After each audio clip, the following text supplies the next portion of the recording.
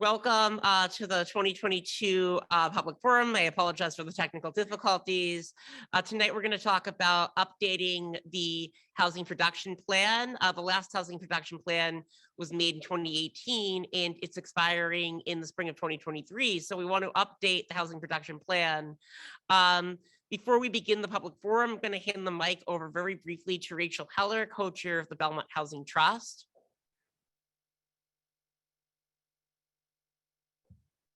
Hello, sorry about that. I'm Rachel Heller, co-chair of the Housing Trust. We're really excited to have everybody here tonight in person and on Zoom. And as the Housing Trust is the lead on this effort in town. We are doing it obviously in partnership with the town. And I want to just let everybody know that we do not have quorum of the Housing Trust present. So this will not be an official Housing Trust meeting, but rather a community meeting on behalf of the town. Not only you need to start the live stream, not only live stream. Thank you for joining. Okay, will do. Excellent. Thank you very much, Rachel. So there'll be no meetings taken for this, no minutes taken for this meeting because this is an official Housing Trust event, but the town is happy to be hosting. I'm going to hand the mic off to Lydia Slocum. Lydia Slocum works for the Metropolitan Area Planning Council, and she's been leading this process with us. So without further ado, Lydia Slocum from the Metropolitan Area Planning Council is going to lead the presentation. But yes, hi to everyone. Thank you so much for those of you who are here in person. Thanks to everyone who's on Zoom. You'll see me look weirdly to the side because there's a screen to my left. Yeah, thank you so much for coming out to our forum about the housing production plan in Belmont. Hopefully folks, you might have seen an agenda already, and if you didn't, just wanted to let you know what we're going to be talking about today. So there's going to be a lot of information in an hour and a half, so I want to warn people in advance, but we will try to take a little break in the middle, and we'll have some breakout time later on. The main goal of today is to kind of do an overview of what a housing production plan is, and then to share out some key findings from the comprehensive housing needs assessment, which is a required part of every HPP. Or housing production plan. And then, as I said, we'll have some time for breakouts, both in the room and on Zoom. And then also some time for just a little bit of introducing draft housing goals. And we will leave some time for question and answer at the end. I'll say right now that we may not have time to get through all the questions, especially if there's more on Zoom, more folks on Zoom, but we encourage you to type your questions in the chat if you're on Zoom, or come up to us after if you're here in the room, and we'll try to consolidate questions and put out some FAQ document afterwards. So I wanted to briefly start by sharing out who all is working on this housing production plan. So obviously the town of Belmont, and Gabriel introduced himself as the staff planner, and the Housing Trust. You heard from Rachel, who's co-chair, along with Betsy Lipson, and Judy Fines is here in the room. And there might be other Housing Trust members who I don't know. Hello, thank you so much for being here, and hi to anyone who's on Zoom. We also have Metro West Collaborative Development. They're a local nonprofit, and they work across the many communities in Metro West, including Belmont. And Elisa and Stephanie from Metro West, they're also hosting focus groups. So they're really also really engaged in talking to you all in the Belmont community. Myself, I'm Lydia. I am a regional housing planner at Metropolitan Area Planning Council, or MAPC. I have working with me Courtney Lewis, who is actually not on Zoom because he's on another forum tonight. Naji, who you'll see on Zoom, is our community engagement specialist. And then my colleague Emma Battaglia from the housing team is also on Zoom tonight. And so MAPC is the regional planning agency for Greater Boston. We work with 101 cities and towns across the region. We provide technical assistance, shared services, policy advocacy support across a whole range of professional fields, including housing. And on this project in particular, we're really sort of taking the lead, as Gabe mentioned, on facilitating the planning process itself, hosting the project website, which you may all have seen, and we'll link to it at the end, leading events like this, of course, But then we work really closely with the town. The town is convening, and the trust in particular is convening a subcommittee, which is a really important, some of our subcommittee members are here in the room, really important body that kind of helps us make sure that we're keeping on track and that the draft plan is coming together in a way that aligns with the community's goals and priorities. And then Metro West, as I mentioned, helping to review all the plan, leading focus groups, and supporting all of our community engagement. So what is a housing production plan? A housing production plan, an HPP, is really a local housing planning tool. And it's a way for communities to kind of systematically walk through and understand the local housing needs, and then to develop as a community a set of strategies to address those needs, right? And so it's, in that way, it sort of helps a community be proactive in thinking about housing development, particularly over multifamily housing, and particularly affordable housing over the next 5 years. So Gabe mentioned at the beginning, the current housing production plan runs from 2018 through May of 2023. So the goal is that this one will start May 2023 and run for another 5 years. It also is part of compliance with the Chapter 40B, or the state law that is mandates housing production and housing goals. And so that's really a way, another tool to help the community work towards the state mandated goal for having 10% of its housing be deed restricted affordable. And so for the sort of overall process, I have another slide that talks about schedule, but the main pieces of an HPP, we collect data, right? Both quantitative and qualitative. So today I'm going to present a lot of quantitative data, but I want to emphasize that the feedback that we hear from the community is just as important as a lot of the quantitative, right? It kind of layers in that experiential data on top of what we know from census estimates and other surveys. We look at development constraints and opportunities. So what are physical, institutional, and infrastructural development constraints? What are some opportunity sites? So an HPP is required to identify specific parcels of land that have the potential for housing development. Public outreach like this is a really instrumental part of every HPP. So we'll host this forum and we'll host another forum in the spring, hopefully in March. So be on the lookout for information about that. Focus groups, as I mentioned, and community surveys. So I'll plug a survey at the end of this, and we probably will do another one in the spring.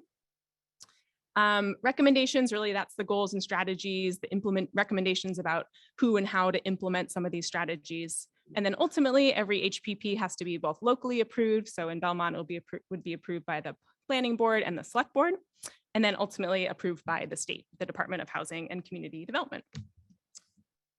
So I talked through most of these steps. This is just a timeline to show kind of where we are, which at the forum, right? At the first forum. And so we've completed completed most of the housing needs assessment. Again, that's most of what tonight's presentation will be on. And then we'll jump into, after this, kind of reviewing conditions, existing conditions, and drafting housing goals and strategies, which will again combine the quantitative data, sort of what our analysis of housing needs and context, but also all the feedback that hopefully we get through the survey about housing priorities. And then we, as Gabe mentioned, hope to be wrapped up in May of 2023. So I wanted to, before we get too into the data, talk about a few key terms. If anyone's in the room, there's a few of these terms are on the boards, but for folks on Zoom who don't have printed boards in front of them, I want to talk through a few data points, and I hope this will be slightly interactive. So if you're in the room, there's going to be a couple options, and just like raise a hand and you can do 1, 2, or 3, because that's what the options are going to be. If you're on Zoom, you could just type it in the chat, what you think the answer is. And Najee, maybe shout out what you see the most in the chat. So our first definition is area median income, or AMI, which is a really important definition when we talk about affordable housing in particular. That's the median income for the geographic region determined by HUD, the Department of Housing and Urban Development. And for this year, the Greater Boston region, the median income is $140,200. So my question for everyone is, what do you think the median income in Belmont is? So you can raise up a 1 if you think it's about 98,000, a 2 if it's about 120,000, or a 3 if you think it's about 140,000. So in the room, I'm seeing 2s, 3s. This is for a household. 2s and 3s are the most. Anything on Zoom? I'm seeing a lot of 2s. I'm seeing 3s. Okay, similar. So no one thinks 1. 3 is correct. It is 140,500, which you'll notice is almost exactly the same as the regional AMI. So I actually think that's really interesting that Belmont almost exactly matches the regional median income. Yes. Yeah, the regional is very high, right? 140,000 for a household is not a small figure when you think about the whole Boston region, which is a very large region, I will say. So talking about AMI, when we think about affordable housing, what is affordable housing? It's housing that's reserved for households earning a certain percent of that area median income at a cost that doesn't exceed 30% of their household income. And so this is different than housing that may be affordable at a affordable cost because it carries a deed restriction, and that deed restriction limits the price of that housing over time, right? So it keeps it affordable long term. And so households are eligible for affordable housing based on their income level and their household size. And when we talk about different income levels, the 3 sort of main brackets are extremely low income. Those are households that earn less than 30% of that regional area median income. Very low income households earn between 30 and 50%. And low income households, generally low income, we refer to everything 80% of AMI and under, but sometimes if you see it as a standalone sort of with these other terms, it just specifically talks about households between 50 and 80%. So subsidized housing inventory, or SHI, you'll see this a couple times in the presentation as well. This is a record and inventory, as the name implies, that's kept by the Massachusetts Department of Housing Community Development of all the units that are included in affordable housing properties. So that includes, public housing units, units that are in low-income housing tax credit properties or other affordable, subsidized properties, as well as properties that are built through the comprehensive permit process, which generally is referred to as Chapter 40B or 40B properties, which people are probably more familiar with. Okay, and we have one more interactive question. So cost burden, another very important term that you'll hear throughout the presentation today.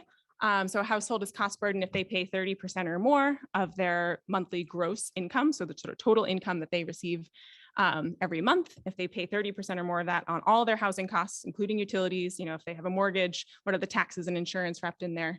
And a household is severely cost burden if they pay 50% or more.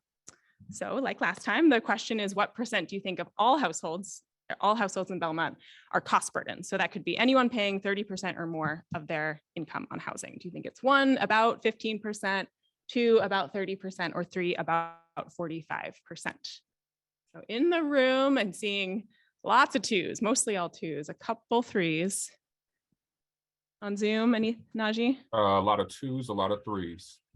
A lot of 2s and a lot of 3s. Again, 1 is not getting any attention. This time it's about 30%. It's 31% of all households. So we'll come back to that figure when we talk more about data. Thank you all for participating in my game. All right, so comprehensive housing needs assessment, or an HNA. So as I mentioned at the beginning, this is a required component of every housing production plan. So you'll see it, you've seen it in the last housing production plan if you were part of that process, or if you've read the current housing production plan. And it's, again, we really look at what is publicly available quantitative data. So we rely a lot on the American Community Survey estimates, which are produced by the Census Bureau. We also look at data that's from HUD. They have some data that's specific around affordability. In this case, we're going to be mostly referencing data from 2020.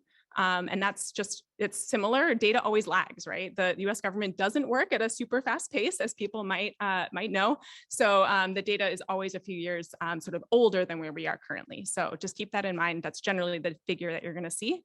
And often I'm going to show data in comparison to the last housing production plan. So that's going to compare 2020 to 2015.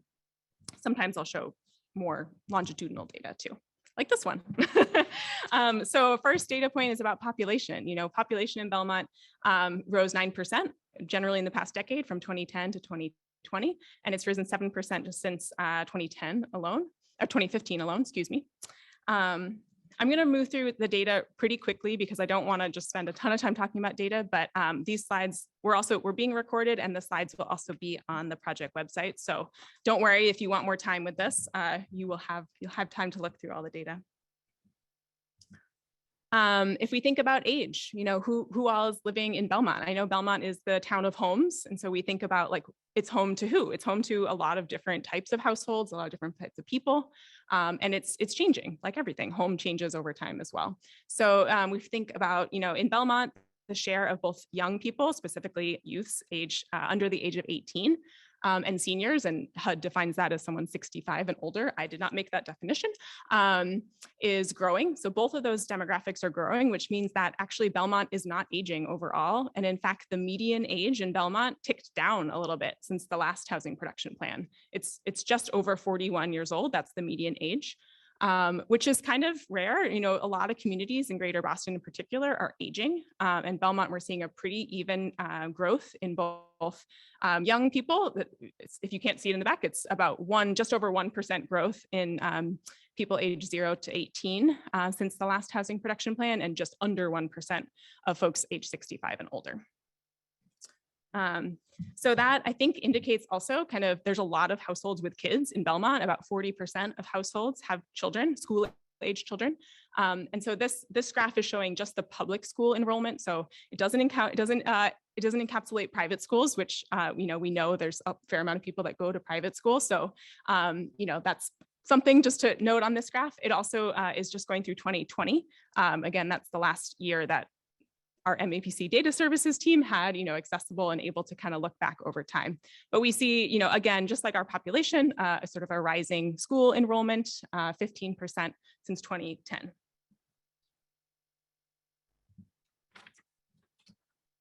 All right, so then we sort of, again, continue on demographically, race and ethnicity, right? So racial diversity is continuing to increase in Belmont, and that's largely due to the growing Asian community.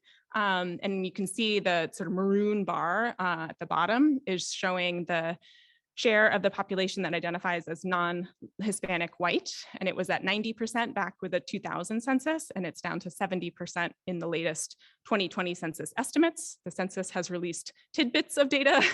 One of them is their estimate of race and ethnicity.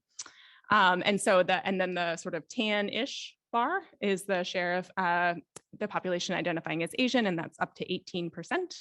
I want to be clear that when I rolled up other races, it's not trying to be insignificant about the importance of individual race and ethnic identities. That is a fact of, we're trying to look back over 3 census estimates, and you'll see that the percentage of the other races back in 2000 was very small. And that means the margins of error on the data of the census estimates are really large. And so we don't want to be showing data that could sort of be this really wide swing. So there is data that breaks it out more detailed, and we can put that, we can make that available too for the latest census estimate. All right, I have to remember to take a breath because I'm doing a lot of talking tonight. So the next sort of main bucket of information that we look at with the housing needs assessment is around the housing stock, sort of the physicality, the physical nature of homes in Belmont, both rental and ownership. And so when we look at tenancy in general, we see that 2/3 of households, 64%, are homeowners, and that means just over 1/3 are renters. And then the chart on the bottom left is showing the different types of housing that people live in. And I apologize if any of these are really light, but the bottommost bar is showing the overall, breakdown of housing units. So we're seeing about half, just under half of all the housing in Belmont is detached single family homes. And the next largest share is 2-family homes, and that's about 31%. Then when we look at sort of who lives where, we see a pretty strong divide between people who own their home and people who rent. So people who own, by and large, 2/3 of those folks live in a detached single family home. And the largest share of renters, at 44%, live in a 2-family home. So I think it's just, there's the share of 2-family homes is pretty large, but there is a pretty big difference between who's living in what type of housing in Belmont. And then when we think about more like larger multifamily, with 10 or more units, that makes up about 7% of the total housing stock in Belmont, and almost all of it is rental. And then when we think about the age of housing stock, I said this to the subcommittee, the housing stock continues to age as if that's like, as if things don't continue to age, right? Everything ages, shocking. But I think the point is that Belmont's housing stock is actually pretty old, right? 60%, about 60% of all of the homes in Belmont are, were built before 1940. That makes them over 80 years old at this point. And we see pretty low rates of new construction. About 6% of all homes have been built since 2000 or later. And then the number on the right is from sort of town permit records, about 429, very specific, about 429 net new. So that's not including, you know, something that was already there, torn down, replaced. That's net new housing units since 2015, since the last housing production plan. Okay, then we get into kind of what does this mean in terms of the experience, the affordability of living in Belmont. And when we think about incomes, you know, the metric that we usually point to is median incomes. We talked about this with AMI. We already know what the median income in Belmont is, right? It's 140,500. And then this chart is showing the difference between owner households who own their house, their median income versus households who rent. What we actually saw in Belmont just since the last housing production plan is a sort of somewhat of a convergence of those incomes. There's still a very large difference, right? Owner households are making about $178,000 a year compared to just over $100,000 for renters. But the amount of increase, renter incomes just since 2015 went up about 32%, and owner incomes up about 15%. So there's somewhat of a shrinking of that gap. But even with that shrinking, renters are twice as likely to be low income, to have low incomes as owners are, right? So if we said that about 31% of all households, or sorry, that was cost burden. I think it's actually pretty similar. There's about 30% of all households are considered low income. Again, that means that they earn 80% or less of that regional area median income. And we see that for renters, that rate is up above 40%, because it's totaling. And for owners, it's down. Sorry, yes, for owners, it's right about 30. And actually the share of low income total, that 31%, that has grown about 6% since the last housing production plan. So there's an increase in the number of households, in the percent of households who have incomes that fall below that 80% AMI, even as we saw the median incomes go up in town. And so, sorry. So housing costs. This is, we're talking about housing. It's a housing production plan. We have to talk about the cost of housing. And so we saw since the last housing production plan for home sales, which is on the left of this graph, home prices, the median home prices have risen about 30% since the last housing production plan. Median rents comparatively remain stable. I think there's a big asterisk around rents, and that's largely because of what data we have available to look at rents. The American Community Survey, the census estimates, they do have estimates of rents, but it's largely kind of building off previous years. And so we have found at MAPC, we have, shout out to my data services teams. They do a lot of really good work about trying to understand difference in different data sets. So MAPC actually we have a rental database that scrubs listings, like actual real-time listings. So we like to show that data because it reflects what someone might find if they were to go out and look for a rental unit in the past, in this case, 3-4 years. So we saw median rents relatively stable since 2018. Remember that there's been a pandemic, right? There's been a global pandemic, and in many ways, rents actually fell. A lot of communities saw rents decline. There also was a moratorium in place. There was a lot of uniqueness in the rental market. So I think the fact that rents have stayed relatively flat is actually a signal that there's really strong demand, and there wasn't any sort of let for renters, right? And we're using the 2-bedroom rent here because it's really consistent across years. Obviously, there's different rents for different unit sizes, and that's reflected in the bottom right. Yes. Yes. Yes. So on the left, again, is home sale prices. The middle blue line is all homes. So just doesn't matter what kind of home, all homes. The median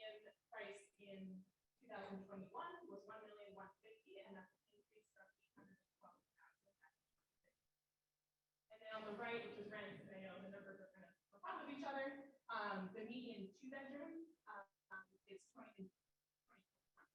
was $2,200, and that was $100 higher than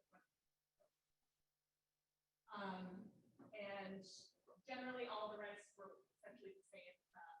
The studios is they're probably the same.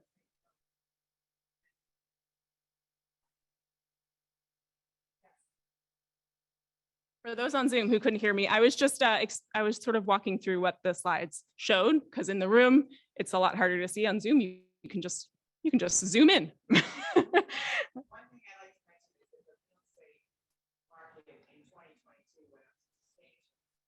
Yeah. And also so did the rental prices, and I know we can't. Yeah. But there will be more of a need for affordable housing. Yeah. Yeah, so the comment in the room was that, you know, these graphs just show through 2021. And I think folks probably are very familiar with, especially if you tried to move in the past year, that, you know, rent costs, especially rents, really ticked up a lot in 2022. So you'll see that, you know, that's a theme throughout this data. Like, we know that a lot has happened in the past couple of years in particular. So it's something that we can, you know, we hope that the town can continue to kind of use this data, and maybe there's sort of a mid update, right? And we kind of check in on some of these key pieces. So yeah, definitely important to flag when we talk about the affordability of rental housing in particular. And so this graph kind of thinks about the cost of housing in a little bit different way, and it's trying to frame it relative to income. So we think about the cost of housing as an absolute number, sort of a standalone number. It may not mean a lot in isolation, but when we think about that, again, I know there's a lot of text that might not be visible, so I'll try to walk through this slide.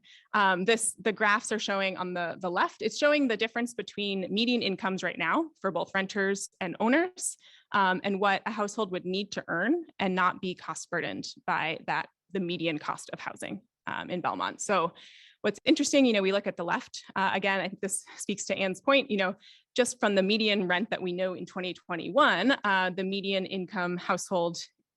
renter income household in Belmont, they do actually earn slightly above what that income would need to be. So in theory, right, median income renter households are not, you know, they're able to afford the median rent. In contrast, when we look at like the cost of ownership, that we see a pretty big difference between what median incomes of owner households at about $178,000. That tall blue bar is the income that a household would need to afford the median detached single family, the price of a median detached single family home. And then on the far right is the median cost of a condominium.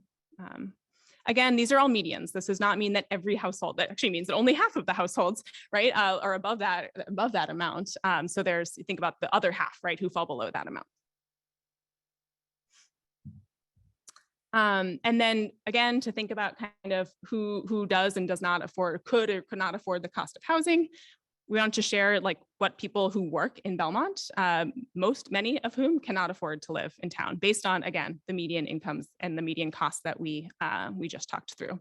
So on the left is a couple examples of sort of town jobs, right? And these are recent job postings. And so it's showing the kind of range of potential yearly salaries based on the postings. And on the right is a data set that the Massachusetts Executive Office in Labor and Workforce puts out that is average weekly wages for different employment sectors. And this was from 2018. So if we escalate it by a couple of years, we get to that annual figure on the right. And the cells that are highlighted, there's only 4 of them. And that indicates only 4 jobs or sectors, right, on this whole slide are paying above what a household would need to afford the median rent. That's the median rent. It doesn't even look at the cost of ownership. So it is households, you know, households may have 2 or more income earners, but there's still a really, really large gap between a lot of those annual salaries and the cost of housing in Belmont. So I know there's a lot of data in those, so I definitely appreciate people looking at the slides afterwards or asking questions during Q&A, because there's a lot, or in the breakout rooms. I want to make sure I'm getting through time. Okay. So then we put together incomes and cost of housing, and we look at cost burden, right? Because cost of burden is the result of people having too low incomes or too high a cost of housing, or both, right? It's the result of all of those factors. So sort of alluded to this when we talked about the definition of cost burden, but in Belmont, there's actually very similar rates of cost burden for both homeowners and for renters. It's about 30%, slightly higher for renters at 36% than it is for owners at 28%. Across the bottom, this chart is showing Belmont in comparison to a few other communities that the project team kind of went through an analysis to look at communities that we use as context. It may not be the most logical right away, but it's actually a series of, again, data points. We used a different set of data points to try to get to a list that is sort of quantitatively similar to Belmont. So even if they're not direct neighbors, some of them are direct neighbors, Watertown and Arlington, but other ones are not, like Milton or Acton, right? So you may not think of those as necessarily right away the best context, but they actually kind of help to demonstrate how Belmont is similar to communities across the region. The main point on this slide is that Belmont actually has the highest cost burden among owners and the lowest cost burden among renters. So again, going back to one of those earlier slides about somewhat of a convergence of incomes, there's and we sort of the very quickly escalating home costs and the, I hate to say stable, I don't want to say stable cost of rent, but you know, I think maybe it's more about the very quickly escalating cost of housing in Belmont. So just help to put it in context, another way to start to think about what does this data mean? Does this resonate to look at it in context more than it does to look at it as a standalone data point? We have a question. Yeah, go ahead.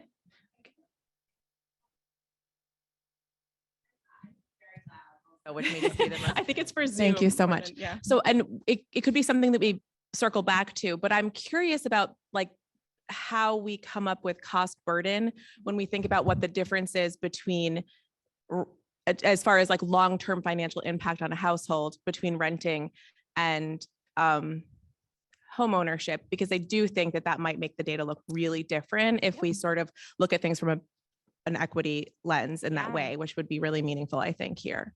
Yeah, I appreciate you. that. I think everyone on Zoom hopefully heard because you have the mic. Yeah, I think it's really important. Like, what does cost burden mean for renters versus what does it mean for homeowners? And your ability to choose to exceed that 30%, which is a threshold that's set. It's just a metric. It doesn't mean that 30% for everyone actually feels like it's a burden, or that under 30% is not actually a burden for a lot of families, right?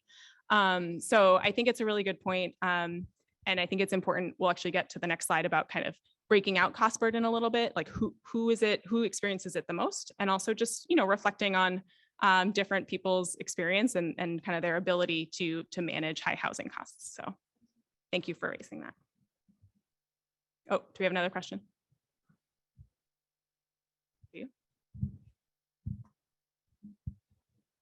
No, I don't think we did. Okay. I didn't know if we did. I saw you with the mic.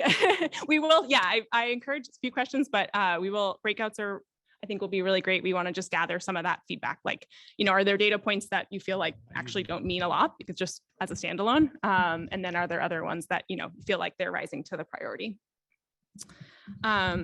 So again, this slide, lots of numbers here, which is probably very hard to read, especially from the back. This starts to break out cost burden by different household characteristics. You know, obviously households don't fall within one bucket, right? A household is not only a certain income level or only a certain number of people, but it's a way to just kind of look at cost burden across household characteristics. So, you know, certain households we know are experiencing higher rates of cost burden, particularly very low income households. And in Belmont, seniors who are living alone, which HUD defines as a single person non-family household, which is a very sort of technical way of talking about it, but it's single people. So anyone age 65 or older living by themselves. So in fact, we see for very low income, again, these are households earning between 30 and 50% of the area median. The cost burden rate is 85%. That is very close to 100%. And then for single seniors, the cost burden rate is about 60%. So again, very, very high. And then I think this is my last data slide. So kind of, again, putting the pieces together, we think about the availability of affordable housing in Belmont. So again, the town has made progress towards that, the state mandated goal. What on this slide is called the SHI goal. That's that 10% affordability. They added 308 units to the subsidized housing inventory just since the last housing production plan. But if we think about that, we think about the need, right? The number of households who would be eligible for affordable housing because of an income level that's below 80%. We think about the number of housing units that are included on that subsidized housing inventory, 673. If we divide 673 by 3,060, we get to about 22%. So it's sort of a mathematical way of saying that there's about one unit listed on the subsidized housing inventory for every 4 households who could actually use that, be eligible and really benefit from that income restricted housing. So there's, another way to think about that, there's about 75% unmet need for affordable housing across the community.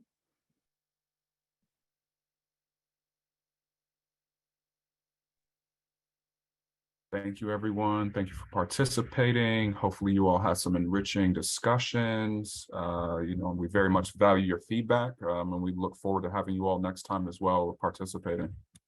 I just wanted to flag this came up in our breakout room in the room, which is the whole room, was, that some data points, a few of them today showed in comparison, but a lot of them showed sort of as standalone. So we were talking about rents and a lot of the challenge of when we rely on like median rents. What does that mean? Also like the time period that we're looking at rents changing. So I just wanted to show like we actually have almost all of the data I showed today, both as just Belmont and then also looking at sort of it in comparison to others. So when we think about what is that 5% increase since 2018, I realize that is, doesn't reflect a lot of people's experience of renting in this community, but also it is, again, within the data set that we're looking at, the second highest across the context community, second to Acton. So we saw rents go down. That was mentioning, during the pandemic, a lot of rents did go down across the MAPC region. So I just wanted to show that. So yeah, thank you to everyone. I hope the Zoom breakouts were good. I hope people felt like they had a chance to discuss and kind of dig in and challenge some of the data that I've showed. The data is one piece of the puzzle, but all of your experience living, working in Belmont is just as important. So thank you for sharing that. I'm just going to have a couple more slides and then we'll have a Q&A, and I will try to get you all out of here by 8 o'clock because I know it's Thursday night. Appreciate everyone spending it with us. So I wanted to just tee up sort of the next, a big part of an HPP, which is thinking about housing goals, right? So why do we gather this data? Like, why are we looking at data? Why are we asking you for your feedback? It's so that we can put together a set of housing goals that align with both the housing needs and also the community's priorities for what of these data points are reflecting kind of the greatest needs in Belmont, again, over the next 5 years. And beyond, probably, because not a lot of in housing gets done in 5 years. I'll be honest, it takes a long time to build new housing. So I just wanted to flag the current HPP, which again was put together in 2018. It runs from 2018. It will run through next May.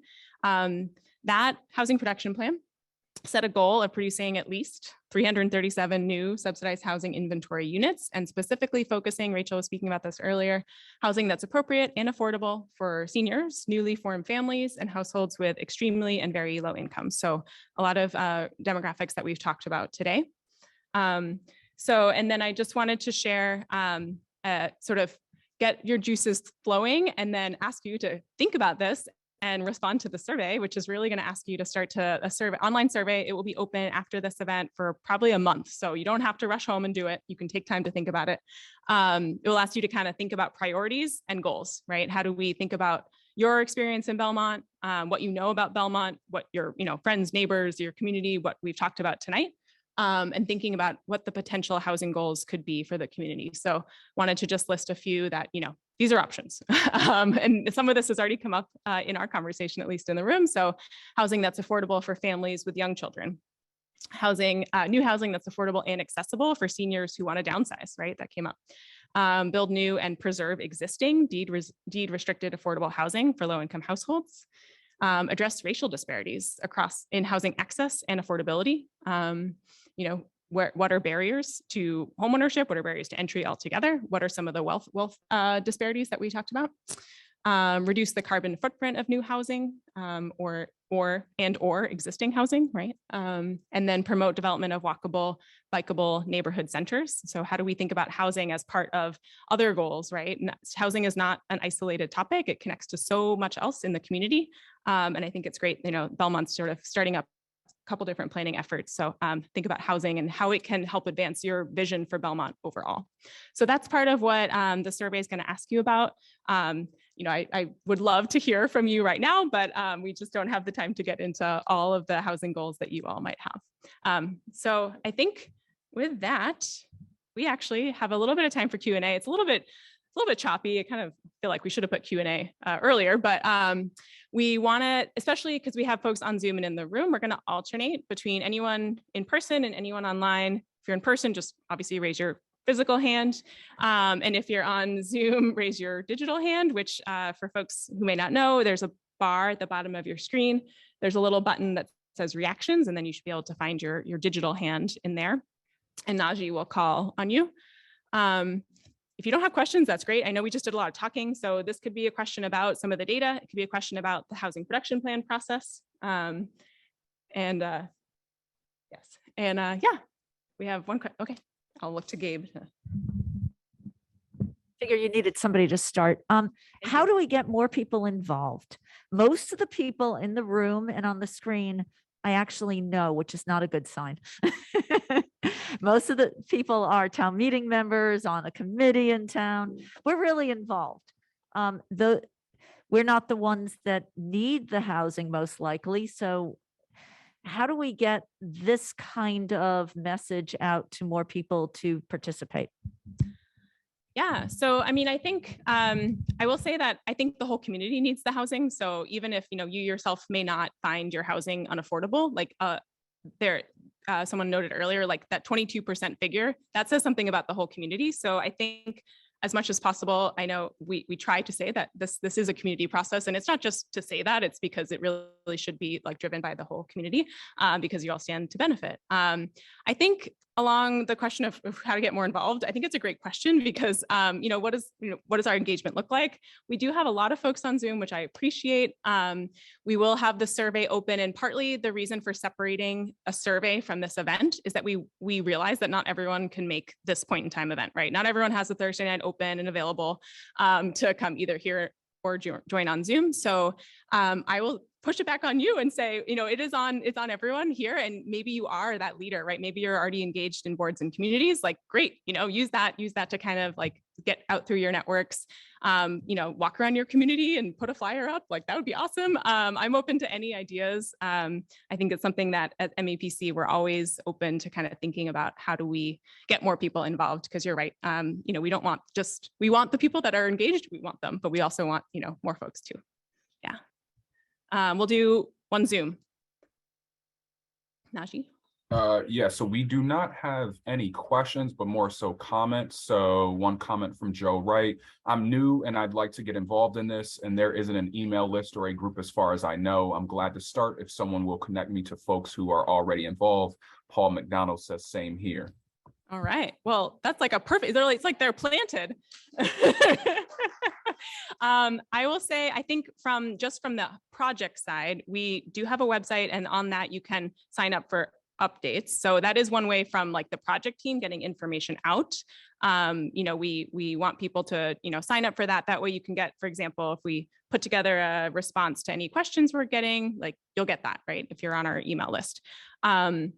Beyond that, I will look to folks who are in Belmont to know if there is sort of that less formal networking. And, I'd say connect with people that way. I don't know if you're responding to this, Judy. Yes, go ahead, Judy. Maybe the people online could just put their emails in the chat and Betsy can grab them. Great. That would be great. Yeah. Betsy being the other co-chair of the Housing Trust. All right. Another question in the room. Yeah. Hi, I'm Gloria Leipzig. I'm a commissioner at the Belmont Housing Authority. The question I had really was about, again, participation. I remember one of back 5 years ago when we were developing the first housing production plan, probably probably one or two very spirited conversations about where opportunities were. And I know you said we were going to have another forum probably in March, which is probably pretty close to when the actual product is supposed to be ready and pass on to the state. So I was wondering if there was going to be any other opportunities to, sort of elicit people's opinions about where we can start thinking about developing more affordable housing in Belmont. Yeah. So, yes, the next forum is kind of focused exactly on that. The next forum will be more specific. So like today is sort of higher level, right? It's a lot of data, and it's sort of talking through kind of the main areas that we look at in a housing production plan. The next forum is going to get more into the actual strategies and as you mentioned, actual potential areas for development. So that I know it's a couple months away, but it is really important feedback because we can't finalize something until we kind of know is this going to be in line and supported, and how then can actually like move forward on those strategies. I think beyond that, I mentioned the focus groups. I'll put a plug in at the end. Elisa, who is on Zoom, or at least she was earlier, from Metro West. So Metro West Collaborative Development, they're also a partner with us. They're doing a lot of that sort of, they work in Belmont a lot too. So they're another resource to kind of like stay up to date with. I see people like wanting to respond. So hard. I'm just encouraging everybody to take the Belmont Media Center, once they put this up, the link, and share it on all your social media pages, because we want to make sure people know, we want to invite people to help us out, and we want people to know that we care and we're trying to help. So I wish we would have more of the community that's reflected that we're trying to help here. And so if we can just do that, that'd be terrific. Thanks. All right, on Zoom. Betsy, did you have your hand up? Yeah, sure. So my point actually builds on Ann's. I think that was your voice that I just heard. We're in the room right now. We're all talking about the Belmont strategy, and we're realizing how expensive it is to live here. I think it's important, and maybe there's some realtors here, to talk to folks who couldn't make it. They couldn't get in. They wanted to come, but they couldn't get in. Likewise, to talk to folks who work here in all ranges, every single aspect that we interact with, and ask where they live and if they want to live here. And the survey, I think, Lydia, if I'm right, is encouraging people who don't just live here, but people who work here to respond. That's how we grow the diversity of our community, and that's how we're responsive to those who are part of our community. So Yeah, that the survey, just a comment. Yeah, thank you. Yeah, the survey definitely, if you work in Belmont, you're part of the Belmont community, right? So that's part of housing, right? Housing is not, people don't live, work, do all of their daily chores like inside of a municipal boundaries. It's just not how we live our lives. So, we are Belmont. This is a housing production plan for Belmont, and we want it to be Belmont driven, but also like thinking about what are the factors. We spoke earlier about like if people can't afford to move somewhere else, right? Like that's a barrier, right? And so is there a way that the town can, actually address that as a community? So I think, yeah, all really good points, and I appreciate the thoughts about how to get out. Thanks. Hi, should I say my name? Yeah. All right. I'm Heather Brenthouse, town meeting member, precinct 7. I want to second, third, and fourth the last comment. Here to that. So definitely agree. I was curious, this might be a very obvious question, but as somebody who's actually been involved in calling legislators and actually trying to push for this before, I wanted to kind of confirm that the transfer fee bill is something that's actually welcomed and a good idea, and you guys are actually hoping that it actually becomes a reality. I don't know if I'm allowed to speak on MAPC's maybe I shouldn't. I mean, I will say in terms of like what the real estate transfer fee is. So there's a proposal, right, to increase a real estate transfer fee and specifically have funding in part go towards affordable housing. So I guess I can say MAPC has taken a position. We would be supportive of that passing, and I think in line with sort of everything, especially being on a housing team member. It's a tool, right? And so part of what a housing production plan does is we're going to make strategies and goals that we're also going to ask hard questions about, like which of these strategies are financially feasible, financially infeasible, or at least a stretch, right? And maybe we want to put forward, maybe the community at the end of the day says, we just want a few strategies, but they're going to be really bold, right?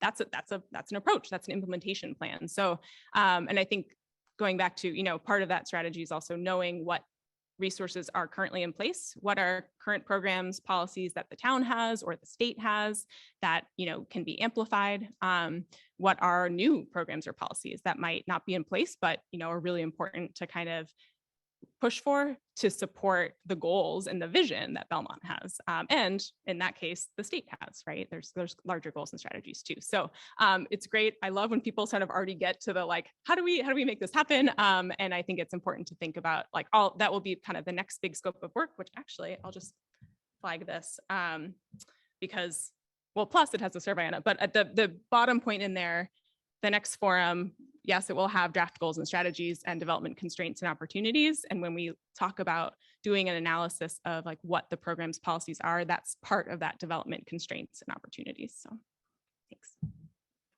Are there any other questions on Zoom? I don't see any hands. I think we had one come in. Yep, from Paul, I believe. Can you talk a bit about the previous housing production plan and what about it worked well and what did not? I can't, but I can ping other people in the room who can, because I was not, MAPC wasn't part of it. But Rachel Heller has the mic. Yes, can you hear me? We actually, when our last housing production plan we've made a lot of progress since then. So Lydia had noted early on how we've added more homes to our subsidized housing inventory. I'll say we highlighted a few strategies that we wanted to make progress on. One was strengthening our inclusionary zoning policy, which is how many affordable homes are created whenever multifamily homes are built. So Belmont did that. When new homes, new buildings are built, a higher percentage of them will be affordable. That is awesome. So thank you to town meeting for getting that done. We said that we wanted to get more local funds to go to affordable housing. Thank you again to town meeting for approving that Community Preservation Act funds now are before the Housing Trust. We have money that we can put out there so that developers that want to build affordable housing in town can come to the trust and can have some help in doing that. We also had highlighted areas in town that were really great for development. That was underutilized areas like the McLean site, which had been zoned for development, but nothing had been able to get done.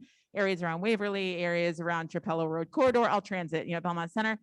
McLean is a huge success. So that development initially was going to be a lot of market rate homes with the affordable homes at a very high level. It is completely changed. So that development is now going to be 150 homes. 110 of them will be rentals. 25% of them are affordable. Follow me a little bit. 5% of them are deeply affordable. So getting to households whose incomes are 50% of the area median income. There'll be some homeownership opportunities. The homeownership opportunities are age restricted. The apartment buildings will be split. One apartment building is open to everyone and one is age restricted. So these are big, big deals. So that is a big step forward. Congratulations and thank you to everyone into town meeting for voting those in. And I think every town meeting since that housing production plan passed, we have taken a step forward. So we are putting policies in place and I think we're primed to do a lot more. I'm going to add one more comment to Rachel's list. The Community Preservation Town Meeting and Community Preservation Committee has also funded, given funds to the Belmont Housing Authority to look at redevelopment of two of our developments, Sherman Gardens and Belmont Village. And we are moving forward with those plans and hopefully we'll continue to make progress to add to affordable housing stock here in Belmont. I just wanted to say also that every meeting that we discuss this, we can say we have a housing production plan and we can use that to get things to change. And the McLean developer, Rachel and I were at a meeting like 4 years ago and he said, I don't want to work with town. And we got him to work with town. And that in itself is huge. So having a housing production plan finished and passed is huge. And that's why we really need to not have any months go by where we don't have an active one. Thank you. Yeah. Just to add something to that, what was really critical was that the town stood by the housing production plan. Right. So the town administrator, the select board, they said, no, oh, sorry. The select board, the town administrator said, no, we figured out what we need in housing and we will back the housing trust effort to get you to change what you were going to do. So, we're now at a point where the leadership of the planning board has changed and so on. We need to make sure that I'm sorry. Anyway, I think we can all help the town leadership know that this is still really important and that they have to be behind this effort. We can probably take maybe two, if there are more questions. Is there another question? Someone on Zoom, Sylvia? Yeah. Okay, we'll do one Zoom and then one in the room. So we could not afford, like 3.5 years ago, we renovated, we live on the second floor, we're in a 2-family, and we could not afford to buy a house. And so we renovated the second floor. We're in that population where a lot of 2-families are, but it was so painstakingly long and painful to go through the town to get approval for dormers. Is it still that difficult? Because another way for people to stay is to renovate the top floors, and took like 1.5 years. It was right before COVID, but another way for people to stay is you can't afford a house. And so we renovate our attic, and it worked out, but I just know that other people, it's such a painful process. Can we make it easier? And why is it so painful? Yeah, I mean, I can't speak to why is it so painful. But our neighbor was fighting a tooth and nail. She shall be named nameless, because we were blocking the view of her sky. I was not aware that I had oceanfront property or anything like that. But it just seems like unnecessary heartache. Yeah. So I think from kind of the planning process, again, I keep talking about this development constraints and opportunities. What does that mean? Part of it is like looking at the zoning ordinance and just kind of reading it through the lens of what is easier, like what could be easier through changes, like zoning changes, both zoning in terms of, actually what's a permitted use, but also some of the smaller level zoning changes, like how, what's the process for renovation, right? So it doesn't mean that all of those, at the end of the day, like nothing that I recommend is going to just magically happen, right? Again, speaking to Judy's point, like it takes a community to actually then choose to kind of move forward, and it takes sort of buy-in at multiple levels. But some of, I would say from like, yes, can we consider that? Like, yes, it could be part of a housing production plan. And I think it's important to think about that kind of individual household level, like what is the burden there, and then also a community level in terms of kind of more of what we're talking about tonight, which is looking kind of community wide. So thanks for raising that and your experience. Thanks. All right, we have one more question, and then again, if you have questions, if you're on Zoom, type it in the chat, we'll track it, and if you're in the room, I'll share my email after, and you can always reach out. But hi, I'm Aaron Picklingus, town meeting member precinct 6, which I mentioned to folks in the room before. Thank you, first of all, for doing all this work. It's really great. So I have one quick comment relating to what we were saying before, that like the more participation we get, the more it will be easy to get buy-in to like follow through on the strategies we recommend, because the more people whose voices are involved will be bought in, right? So I think that's really important. I was going to ask, you mentioned it just now a little bit, and it was listed under your sort of strategies and goals. Like how much is like changes to zoning, like and recommendations for changing zoning, part of like an outflow of this? And specifically, I'm wondering about constraints like parking minimums or like other sort of things that might constrain our ability to build a higher density in certain areas. And then maybe for another day, we can talk about how that relates to like the MBTA communities, or maybe it's tied in together. Then maybe, so if you want to choose like one narrow part of that broad landscape you touched on all of it. All right.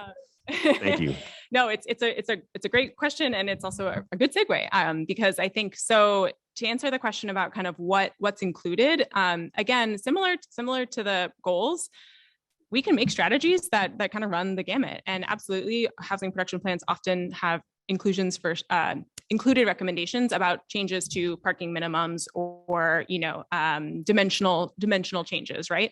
That's a recommendation that MAPC can be making, and then it's again like knowing is there kind of a line to actually making this at least a conversation. It doesn't mean might happen or exactly in the same way, but sort of digging into that detail of zoning. So absolutely. And then I think connection with other efforts. Yes, absolutely. It's not a coincidence that the town is doing a housing production plan now, that they started it this fall. I mean, it also, we have a May 2023, goal to be able to have a new housing production plan in place, but how nice that the state also, just sort of finalized their guidance on the MBTA communities. So we really want, we hope, and the town is being very intentional about thinking of a housing production plan as part of a whole community engagement process. Like again, a housing production plan, I appreciate folks who have spoken to the experience of having one over the past 5 years. It's only as good as it's actually used. And so we want the plan at the end of the day to be in line with other conversations that are going on. And so